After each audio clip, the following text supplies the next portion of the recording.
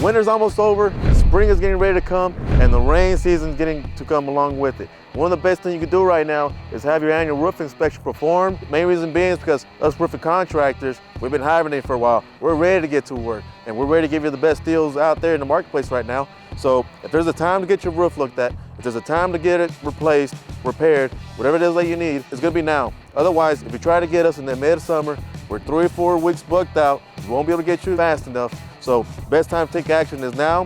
If you have a leaky roof, shingles that you've seen missing, shingles that you've seen on the ground, roofs that you just see are mossy, full of algae, just really bad, or had any problems whatsoever, or you know it's that time of year where you just got to get it checked up on because you haven't done it in a while. Here's your call to action. Here's your time to take action, and click on the link below so that we can go out to take care of you. We'll get you on the schedule and we'll meet you in no time.